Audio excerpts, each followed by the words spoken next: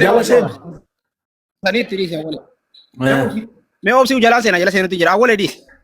Feetu shamana haa waraaba. Waan fedhe haa dalagu. Laallaa dhaga'iga. Dhaga'i walii obsi mee alii obsi. Waan fedhe haa dalagu. Waan fedhees haa waraabu. Ati gaafiin ta'e qoftiin akkasii deebisu barbaaddaa miqata sirriitiin. Dhimma amantaa gaafa ta'u jaalibsaa koo nama kabaja qabu gaafattaka. Nama naamusa qaba. Amma geema taphachaa jirraa geemumaa seefu. Akkaara sii deebisu furadhu gaa akka saanaan. Akkaara sii deebisu furadhu gaa. Kanarra keenaa wayyan siin jedhee. Buusi. Ookee gaddu gaa sii fi dhimaa kiyya wayyaa taanaa itti dhiijin. Natti ni dhiijin dhaggeeffadhu gaa kiyya wayyaa taanaan. Isa buusi sin dhaggeeffadha darbi asirraa. Isa buusu ni haa taa'u hin dubbatu inni. Kun naamusan qabdu nama jeeqxi jaalibsa viidiyoo jala galii baasii ennaa ammaa diddee.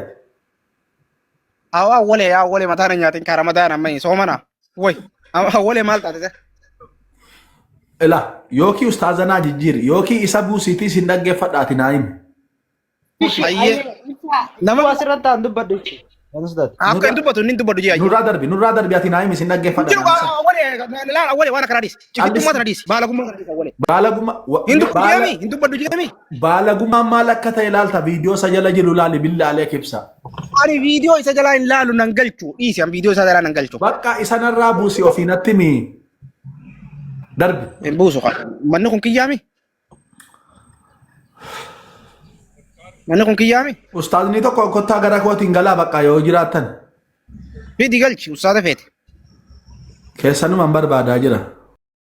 Ustaaza lii jechuun bar shamara jala fiigaa oolaa bar viidiyoo waraaba dabbaa waraaba ma hin beektu atalii. Maqaa nama gadhiisee jira. Ustaazanii nama dabbaa gadhiisee jira. Maalibsa baazawee seexaanni jechuudha. Yeroonii fi leencaa garuu yi sodaatu sii galee. Seexaana baazawee seexaana. Seexaana waan jecha seexaanni nama dhaggeeffadhu nama ati leenca taatee moo? Seexaana baazawee seexaanni waan ta'eef seexaana na dheessanii beektaa. Ati leenca. Baazawee seexaanni nama feetu. Nama gaariin feetu baazawee. Yaa.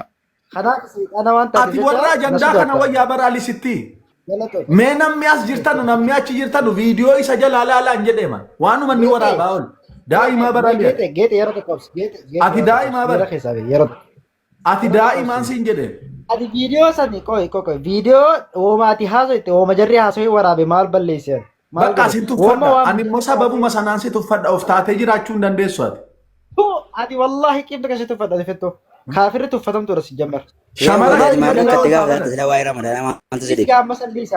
kee maal taate ati ijoollee keenya hudduu shamaraa jala naaf seexaanni waan walii qabnu hudduu dabbaa shamaraa jala oolta siin jedhaa jedhaman sin beekaa. Dubbadhu waan ta'eef jecha hudduu shamaraa jala oolu gurbaa'us shamarri hawaaqa kee deesse shamarri waaqa kee deesse waaqa kee deesse miti ba. Baalagummaa jirta. Gaafii gaafatteemi. Laal gaafii ta'e qofa kita sirriitiin si deemuu barbaaddaami. Ustaazana gaafii. Ustaazana gaanaa kennu. Ustaazana gaanaa kennu. Aboo malee so ustaaza nagaati miti ustaazni malee ana obse ayyee takkitii buusee nama biraa galcha. Mee namni biraa lakkoofsa. Ali buusi. Ali naa taa'u hin buusu aliin jiina keeti aliin jeena goota keeti. Ali Muhammadin firummaa dhabe. Muhammadin firummaa dhabu. Ati gartee maaf irra fincaanta? Ati Ali gartee maaf irra fincaanta? Ali Muhammadin firummaan dhabuun siin jedhe amma keessaniin. No. Gidi Ali gartee maaf irra fincaanta? Nama shamara jaallatuun ani naa ta'u siin jedhe. Dabbaa shamaraa waraabaa. Shamara jaalatu nama jabaa naa. Shamara baga jaalati. Dhaga'i shamara baga jaalati. Shamara jaalatuun. Aliin baala. Ilmu namaati uuminaati waan. Aliin baala. Ilma namaa taatee shamara. Aliin baala. Ali odoon taane baala geensi. Ali gartee maaf irra fincaanta? Maa muddamte? Jaalibsa. Waanan siin jedheef bartaa mee naamusumaan. Akkuma ergasii wal dhaggeeffannutti callisi viidiyoo isa jalaa laa. Dhaqee kun oolaa wallahi dhaqee kun takka jalan jiran kun dhaqee laa takka jalan jiran kun oolaa shoof. Ayyee. Shoof Ali akkasumatti taasisan garsiisa. Ayyee. Kaasi gabaa giraawundii argaan jiru. Ni gartaami? Baagiraawundii kennuu dhossaa jira gaa. Ni gartaa kun oolaa. Babbanni gaasa dhalaa qaqqabu kunnoo. Ilaal. Waa inni suuraa namaa godhu ilaali barsiisota ilaali. Ilaal dabbaa laafaa waraabee jira warri shaataa qabate dubartii shaataa qabate gadhiisu jira haa. Kunnoo waajjifaa akka inni godhee jiru argitee kaane kunnoo. Barbaada laa jechaa Wajii qabadee akka waajii Yahudaadha. Waajii Yahudaa. Kun baalagee akka Waajii Yahudaadha. baalagee akka Waajii Yahudaadha. Waajii waan fedhaa godhu. maarree baalagee Wajin nama. akka miti realiin No. Waajiin nama. Ati waajiin sibira nama. yeroo takka goota keessanii waajiin. Laal. mee yeroo Udaan horiin udaan obsi meali. Udaan horiin udaan sanni beeytaami. Waajii fi udaan faltiin horiin udaan kun waan takka. Faltiin faayidaan qabdi. Atis aliinis baalagee akka allaatiin siin jedhe nama arrabsaa ooltu. Allaan quraana keessatti nama arrabsaa oola. Aboos baalagee. yeroo takka Baalagee akka allaa. isa mut godhe Baalagee isa mut godhe yeroo takka Ati mee fakkeenyaaf Yesuusitti amantaami. Baalagee akka allaati aliin siin jedhaa jira kanaaf. Muhiit irra qabi rabbiin irra jira waan ta'eef muhiit irra qabi yeroo tokko obsi ilaa maaltu jira namni ilma dhiiraa waaqessu isa afaanii hojiin gaarii ilma dhiiraa akka isaa waaqessaa jira baazoo ilma mariyamaa ilma dhiiraa waaqessaa jira namni ilma dhiiraa waaqessu afaan isaa keessaa wasa kaabba ilma dhiiraa waaqessaati gaafa inni achi as dubbatu islaamatti rabbii isa uume rabbii ilma dhiiraa inni waaqessu jiru musliimaaf gabroomaa musliima yeroo arrabsuun qaanfatan jedha kun musliimaaf gabroomaa islaama ilma islaama gabricha rabbiidhaa waaqessaa gabricha waaqayyootiif gabroomaa rabbiin arrabsa nama kana wajjin hin barbaachisu iyyuu eenyu jaalibsa Laarti natti mana tokko yoonaan miyuutiin goote nan ba'a. Naa laalaa jiru. muhiit irra qabi muhiit irra Mee qabi haasa rabbiin arrabsu jira Miyuutiin gooteetti isinis. yoo inni rabbiin arrabsu No jarriin jedhe malee achi. Aboo awwale. Anaafsii waliin haasoo jira dhagisaame. Okay. Anaafsii waliin haasa. Waa'ee Ayyo achi miyuutiin godhani.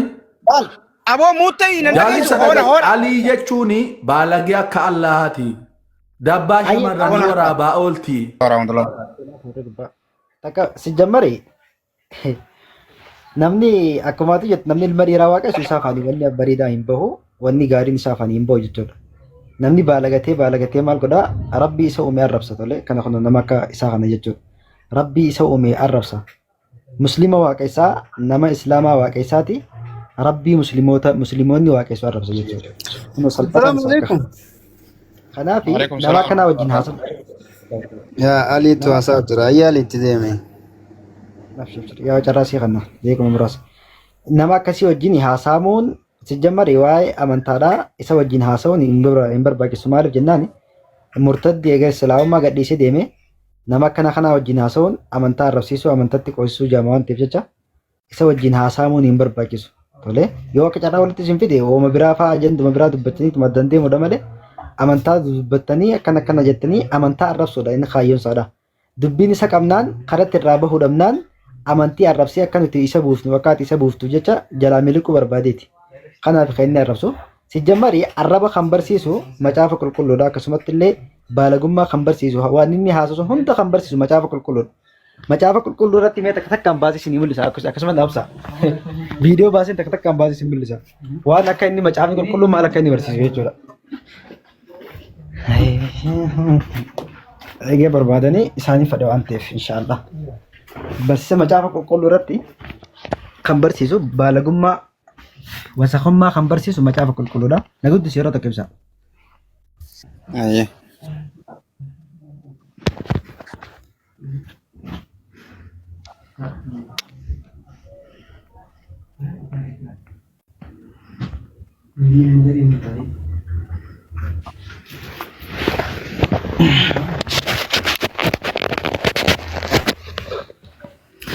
Macaafa kana keessatti macaafa isaan sagalee waaqayyooti jedhanii itti amananii takka takka waliin laalame. Ayyee. Maal jaaseeta? Kuni sagalee waaqayyooti. Warra kiristaanaa sagalee waaqayyooti jedhanii itti amanan. Waan nama saalfachiisa. Waan isaan takka waan ajaa'ibaa jechuudha. Waan ajaa'ibaa kan nama qaanfachiisa macaafa qulqulluudha jedhanii itti amanan. Macaafa hedduu caalu boqonnaa takka wayee. Okay. Ish tole. Macaafu. Tole abshiraye. Macaafu hedduu caalu boqonnaa takka lakkoofsa lamarraa kaasee yeroo dubbatu macaafa qulqulluudha. Sitti mul'ataa miti ibsa. Likitti mul'ata. Maal jaa? Jaalalli kee daadhii waynii irra waan caaluuf afaan koo keessa na dhungadhu jaa. Jaalalli kee daadhii waynii irra waan caaluuf afaan koo keessa na dhungadhu. jaalalli kee daadhii waynii irra waan caaluu fi afaan koo keessa nan godhu janaajina barsa macaafa janaajina sagalee waaqayyo jaanii keessan deeman. Inna lillahi wa inna Jaalalli ilaihi kee raaji'uun. daadhii waynii irra waan caaluuf afaan koo keessa nan godhu gurbaa dargaggeessaatu intalaan jaa jechuudha.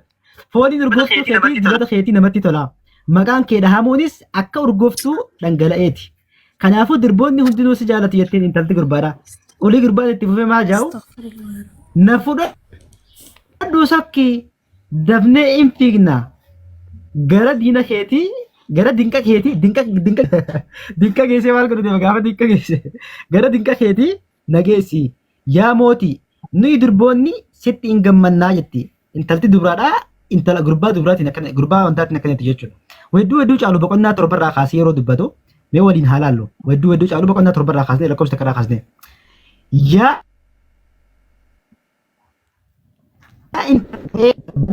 maal miidhagaa mudhiin kee callee gatii jabeessaa isa namni harka tolchee hin fakkaata jira. Handhuurri kee qadaada isa yeroo hundumaa daadhii waynii baatu hin fakkaata jira. Harmi kee lachanuu ilmoolee kuruphee hin fakkaata. Harmi kee lachanuu ilmoolee kuruphee hin fakkaata. Macaafa qulqulluu kan kiristaanonni itti amanu jiran. Macaafa qulqulluu kiristaanonni sagalee waaqayyooti. Harmi kee waa'ee harmaadhaa. Waa'ee afaan keessa wal lungachuudha kan barsiisu macaafa qulqulluudha. Baalagummaa kiristaanonni isarraa baran jennaani isa kanarraa baran. Iskeel boqonnaa 23 lakkoomsa Iskeel boqonnaa 23 lakkoomsa 8 irratti kaasee yeroo dubbatu maal jaaseeta? Maal jaa? Laa sagalee waaqayyooti kiristaana biratti. Ejjummaa ishee biyya Gibxiitti jalqabdee hin dhiifne jaa. Namoonni yeroo ijoollummaa isheetti ishee wajjin ciisanii mataa harma dubrummaa ishee sukkuumanii hawwa ejjummaa ishee irraa hin dhangalaasanii. Macaafa qulqulluudha.